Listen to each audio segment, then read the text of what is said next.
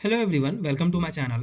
In this video, we are going to discuss about nephelometry and turbidimetry, one of the very important topic related to scattering spectroscopy. In this particular video, we are going to discuss its introduction, its basic principle, its instrumentation and application portion. So what is nephelometry and turbidometry? The basic introduction is when electromagnetic radiation or light strike on a particle in solution, some of the light will be absorbed by the particle, some will be transmitted through the solution, and some of light will be scattered or reflected.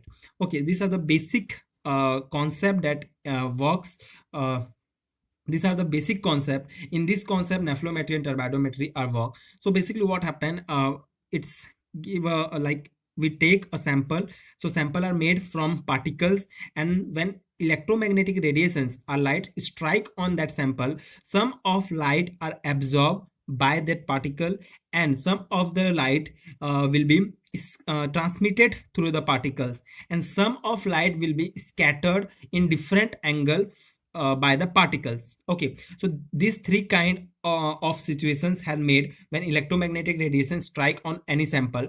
So what these points are called that. Okay, I hope you understand. So electromagnetic radiations strike on particle, some of light will be absorbed by particle, some will be transmitted through the particle, and some of light will be scattered in different angle, okay, are reflected. So the amount of light scattered is proportional to the concentration of insoluble particles. Okay, so the light is scattered or reflected, the amount of light is scattered is proportional to the concentration of that insoluble particles. Scattered light may be measured by turbidimetry and nephelometry. So basically, when electromagnetic radiation strike on some sample, and then some lights are scattered from the sample by the okay, some lights are scattered from the sample.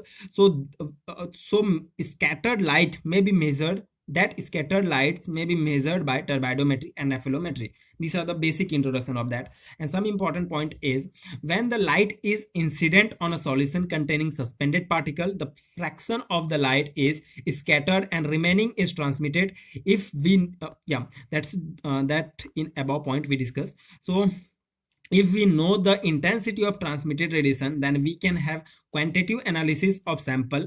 That phenomena is known as turbidometry.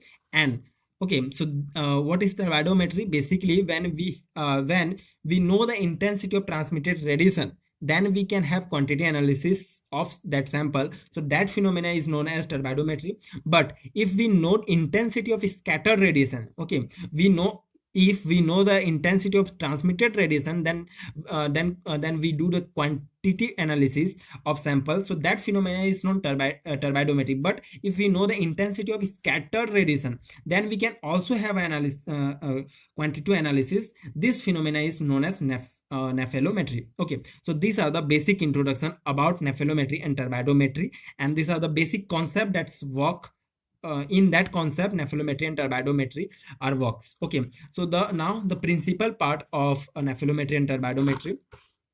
Principle of nephelometry: a low concentration of a suspension, there is uniform scattering, hence the intensity of scattered light is proportional to the concentration. Okay, concentration. This is the principle of nephelometry. Sorry, a low concentration of a suspension. Yeah, the given if the given suspension has a low concentration, there is uniform scattering. Hence, the intensity of scattered light is proportional to the concentration. This is the principle of nephelometry. The intensity of scattered light is normally measured at 90 degree like a fluorometry.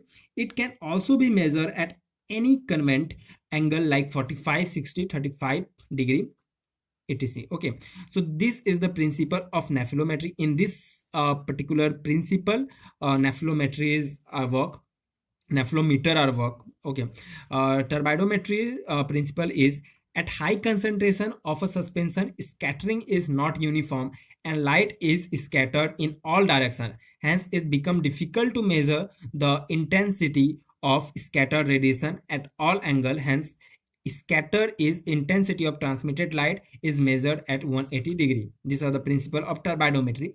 Now the some important point is the intensity of radiation appearing at any angle depend upon following factor: number of particles, size and shape of given particles, wavelength of radiation, and the relative refraction index of the particle and the medium.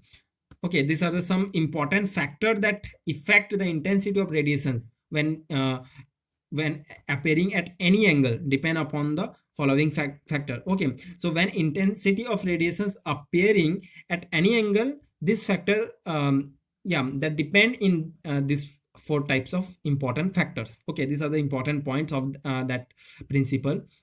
An effect of concentration in scattering. Some what is the effect of concentration in scattering? If we wanted to find out, so we use that relation. In a dilute suspension, the attenuation of a parallel beam is radiation can be expressed by the relation P equal to P0 E minus TB. Under this condition, log 10 P0 upon P equal to KBC, where K equal to T upon C and C is the concentration of the Beer's law. Beer's law. So when we wanted to find out the effect of concentration on scattering, so we use that relations. Under this condition, we use that equation. So these are the important point of related turbidometry and nephelometry, and this is the principle of that turbidometry and nephelometry. Now the instrumentation part of that.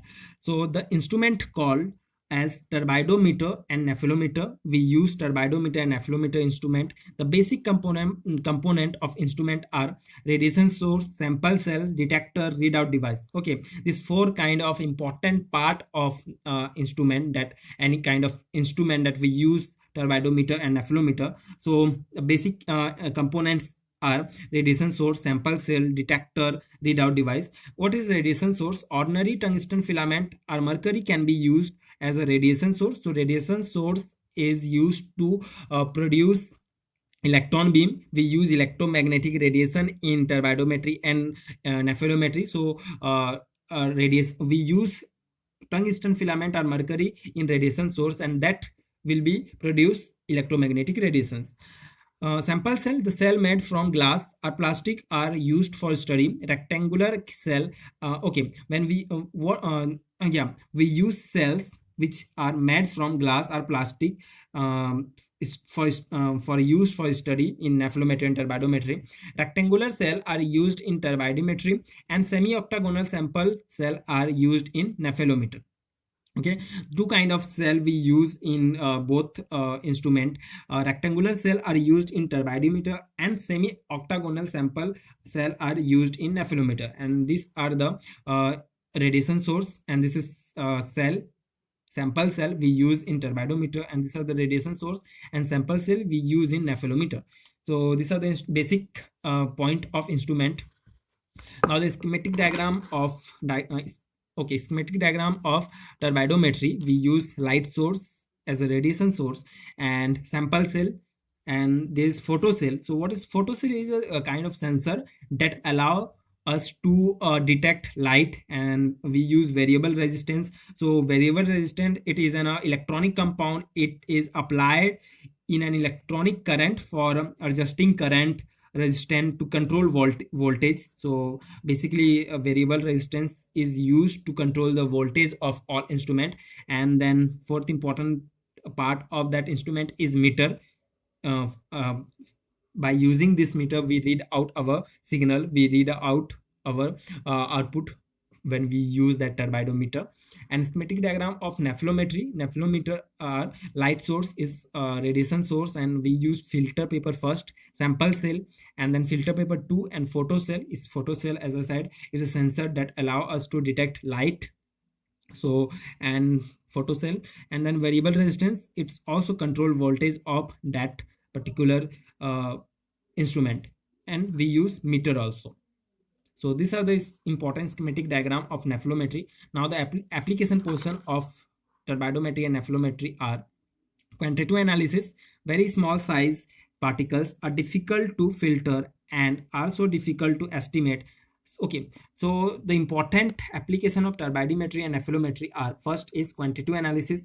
By using the turbidometry and nephelometry, we quantitative analysis of any sample or topic. Very small size of particles are difficult um, to filter and are so difficult to estimate. Such PPT can be converted into ideal solution and then can be estimated by either nephelometry or turbidimetry. These are the first important application. Second is the amount of sulfur present in the coal, oil, rubber, plastic, and several organic material can determine. Third important application is water, which is required in power plant and steam generating plant, must be free from any of the suspended particle. That testing can be done by nephelometer and turbidimeter. If no response from the instrument, it means water is free from the suspended impurities. Okay, so yeah, uh, the water is required in power plant or steam generating plant is must be free from any of the suspended particle. So if we want to find out that suspended particles in that particular water used in power plant, so we use turbidometer and nephelometer to find out that suspended particles. Okay, if our instrument is no response, that means in that water suspended particles are not available. But if our nephelometer and turbidometer, when we use nephelometer turbidometer to find out that suspended particle, if that instruments are just give the signals, or uh, if its response that turbidometer nephelometer, so it's sign that available of suspended particles in that particular water. We okay, so these are the third important application. And fourth is air is continuously monitored for dust and other particular matter using these two method, nephelometry and turbidometry. Fifth important application is determination of molecular weight of macromolecule, example polymer, like tau equal to HCMW H, where H is constant. Okay, so determination of molecular weight of macromolecules, we use this equation, this formula. Sixth important application is used in pulp and paper manufacturing. Okay, for paper manufacturing, we also use turbidimetry and nephelometry. It's also very important application of that. And and yeah, we use in pharmaceutical industries and petroleum refine, we use turbidometry and nephelometry. By using turbidometry and nephelometry, we all it's also used in pharmaceutical industries, and these phenomena are used in sewage work also. So these are the very important application of turbidometry and nephelometry. I hope you understand, and this notes is helpful for your exam preparations and for your own notes making. If you find out that these notes and this explanation are helpful for you, so please support, like, share, and subscribe to my channel. And thank you so much for watching.